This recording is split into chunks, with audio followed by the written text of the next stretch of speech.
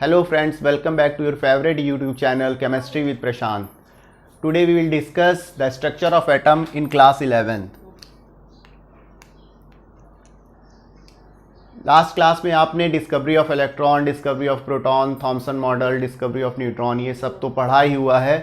तो मैं यहाँ पर आपको स्ट्रक्चर ऑफ एटम में रदरफोर्ड मॉडल पढ़ाने जा रहा हूँ। रदरफोर्ड्स एक्सपेरिमेंट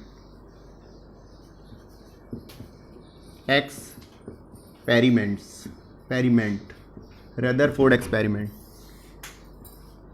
सबसे पहले देखिए, रदरफोर्ड एक्सपेरिमेंट पढ़ने से पहले थोड़ा सा हमें पीछे जाना पड़ेगा और डिस्कवरी ऑफ रेडियो एक्टिविटी के बारे में समझना पड़ेगा।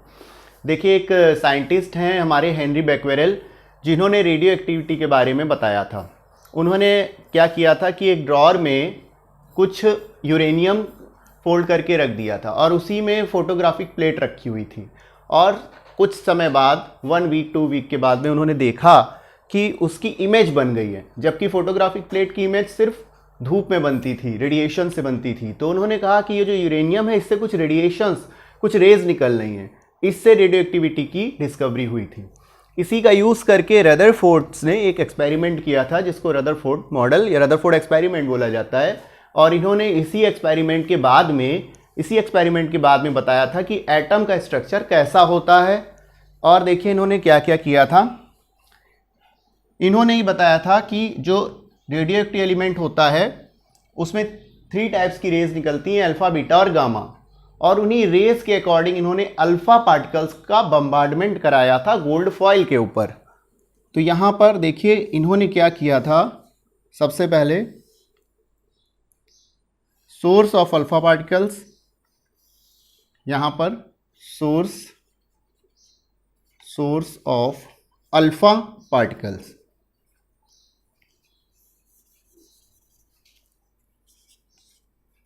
सोर्स ऑफ अल्फा पार्टिकल्स, ये अल्फा पार्टिकल्स का सोर्स है।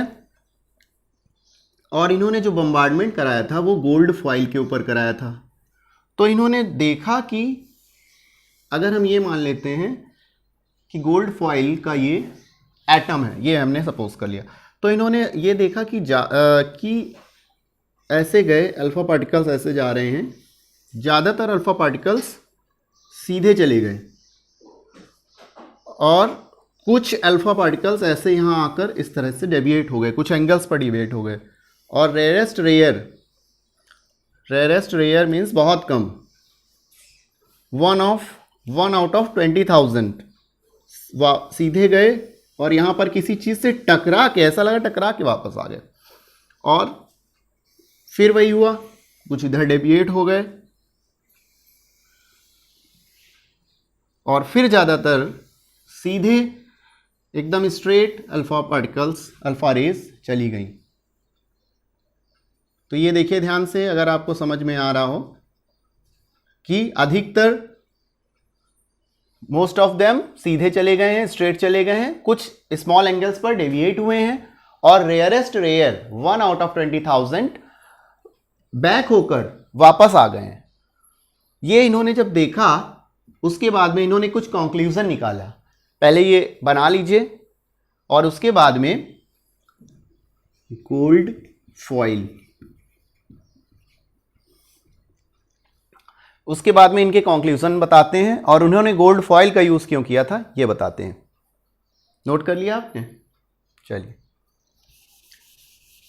देखिए, इन्होंने गोल्ड फॉइल का यूज किया था क्योंकि गोल्ड फॉइल का एटॉमिक मास, गोल्ड का एटॉमिक मास 197 है, जो बहुत ज़्यादा है, जिससे ज़्यादा एटम्स इनको मिल जाएंगे और एक्सपेरिमेंट अच्छे से हो जाएगा। ये कभी कभी क्वेश्चन आ जाता है। अब देखिए कंक्लूजन्स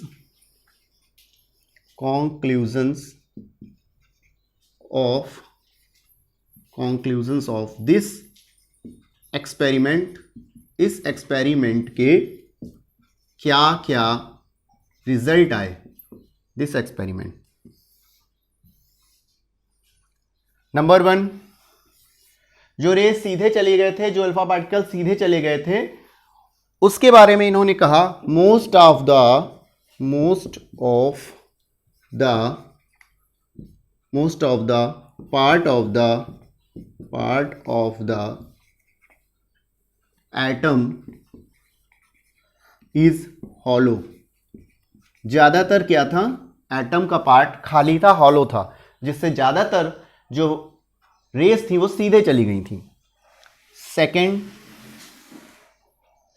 सेकंड था कि कुछ डिविएट हुए थे। तो अल्फा पार्टिकल्स पॉजिटिव होते हैं, तो जाहिर सी बात है कि कोई ना कोई पॉजिटिव चीज थी जिससे वो उनके पास जाकर डेविएट हो जा रही थी रेस, क्योंकि दोनों पॉजिटिव एक दूसरे को रिपेल करेंगी, तो वो डेविएट हो जा रही थी। तो some positive thing is present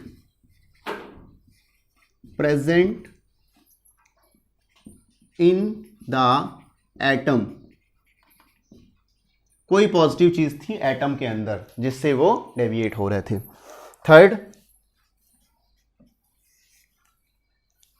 अब देखा आपने कि most rarest rare 1 out of 20,000 वापस आ गए थे। बहुत छोटी सी वो थी जो वापस आ रही थी रेस की।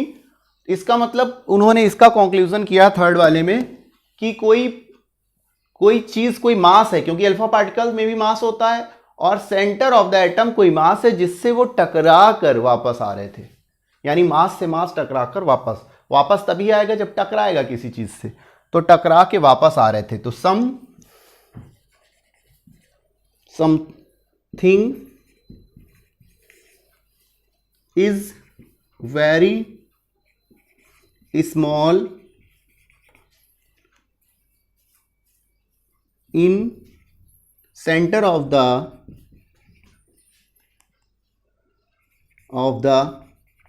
atom। कोई चीज बहुत छोटी है सेंटर ऑफ द एटम में, बट इट कंटेन सम मास, लेकिन उसमें मास है जिससे वो टकराकर वापस आ रहा था। तो आज के लिए रदरफोर्ड एक्सपेरिमेंट को अच्छे से समझ लीजिए और इसको पढ़ लीजिए, और इसके बाद में थोड़ी सी चीज़ आपको और बता देते हैं। जो इन्होंने फिर जब सारी डिस्कवरी हो गई, उसके बाद में ये हुआ कि एटम में क्या क्या चीज़ें होती हैं और उनको हम लोग कैसे अरेंज करते हैं, इसके ऊपर आपको हम क्वेश्चंस देंगे, वो आपको करने हैं। सबसे पहले मान लिया हमने कि कोई एक एटम है A, और यहां पर कोई चीज है X, और ये है Z।